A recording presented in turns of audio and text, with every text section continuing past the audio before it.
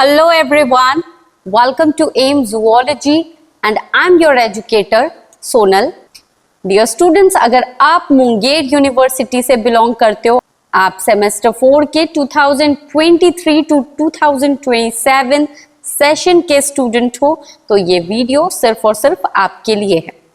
आज मैं देने जा रही हूँ बॉटनी के सजेशन। जैसा कि आप सभी को पता है, सेमेस्टर 4 के एग्जाम्स चल रहे हैं। जितने भी मुंगेर यूनिवर्सिटी वाले स्टूडेंट्स हैं वो बिल्कुल अलर्ट मोड में इस चैनल से जुड़े हुए हैं, और जो स्टूडेंट इस चैनल पे फर्स्ट टाइम विजिट कर रहे हैं, फर्स्ट टाइम मेरे वीडियोस को देख रहे हो आप, सो प्लीज यही मौका है, स्टिक टू दिस चैनल। अगर आप मेरे चैनल को पहले से फॉलो कर रहे हो तो MJC 6 का एग्जाम देके आपको पता चल गया होगा कि मेरे दिए हुए सारे क्वेश्चंस बिल्कुल एक्यूरेट होते हैं एंड वो डेफिनेटली एग्जाम में जरूर आपको क्वेश्चन पेपर में दिखते हैं। So without any further delay let's start this video. Okay dear students, तो सबसे पहला क्वेश्चन है, what is meristem? Describe the different types of meristem found in plant. This is question number 1। Again बहुत ज्यादा importance है इस question का, इसलिए मैंने क्वेश्चन नंबर 1 में इसको रखा है। एंड ये आपको शॉर्ट नोट्स में भी दिखाई दे सकते हैं, लॉन्ग क्वेश्चन आंसर में भी दिख सकते हैं। Question number 2 is your, give a brief account of inflorescence. या तो फ्लावर्स आएगा, इनफ्लोरेसेंस आएगा, या तो फ्रूट्स आएगा। ऐसा करें कि आप इन तीनों को ही बहुत अच्छे से पढ़ के जाएं। Okay. Question number 3, what is anomalous growth? Describe the anomalous growth structures in Dracaena stem / Brevia with suitable diagrams। तो यहाँ पे भी मैंने 2 ऑप्शन दिए हैं। anomalous growth को आपको डिफाइन करना है, और इसमें 2 तरह के ऑप्शंस मिल सकते हैं आपको, या तो ड्रैकेना या तो बरहेविया स्टेम के बारे में। ओके, दोनों को ही आप पढ़ लोगे तो आप सेफेस्ट साइड पे आ जाओगे। Okay, now question number 4, what do you mean by hydrophytes? Again it's very very important. अगर आप कुछ नहीं भी पढ़ रहे हो तो हाइड्रोफाइट्स को जरूर पढ़ के जाना। Okay, what do you mean by hydrophytes? Describe the anatomical adaptations in hydrophytes. Hydrophytes क्या है एंड उसके डायग्राम को अच्छे से प्रैक्टिस कर लेना, एंड टिश्यू लेवल पे इनकी ऑर्गेनाइजेशन कैसी होती है उसको थोड़ा सा अच्छे से पढ़ के जाना। बहुत सारे पॉइंट्स हैं। Question number 5, describe the anatomical adaptations of xerophytes.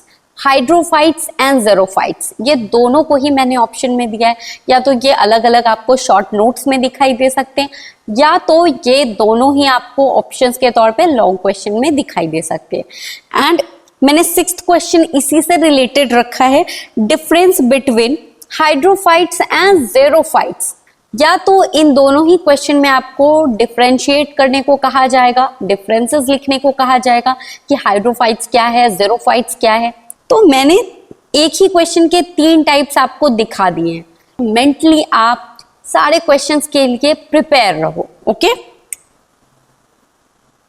So coming to the second last question, describe the organisation of tissue in relation to environment of halophytes. तो देखो, हैलोफाइट्स भी एक इंपॉर्टेंट क्वेश्चन है।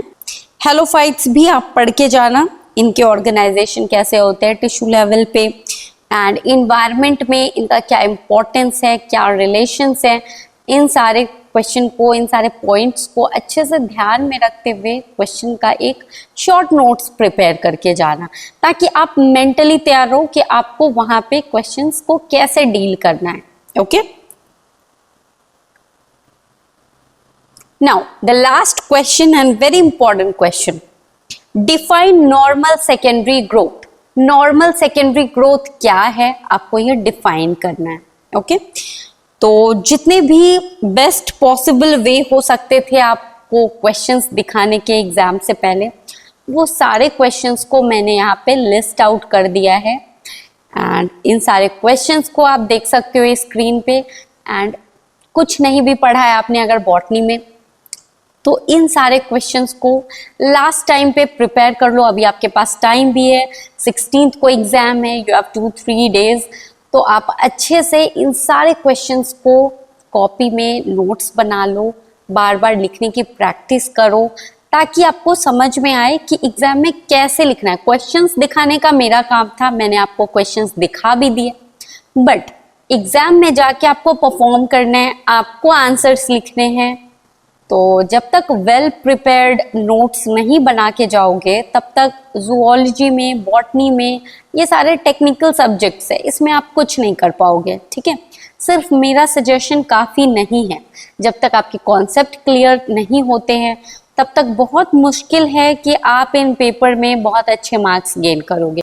अगर आपको नहीं समझ में आता है कि कैसे पढ़ा जाए, कैसे हम स्ट्रैटेजाइज मैनर में अपने सिलेबस को कंप्लीट करें, तो आप मेरे कोर्सेज को भी ज्वाइन कर सकते हो। अगर आप वीक स्टूडेंट रहे हो या आपको बहुत सारे कॉन्सेप्ट नहीं मालूम है जूलॉजी के, बॉटनी के, तो आप उसको बहुत अच्छे से क्लियर कर पाओगे इस कोर्स में।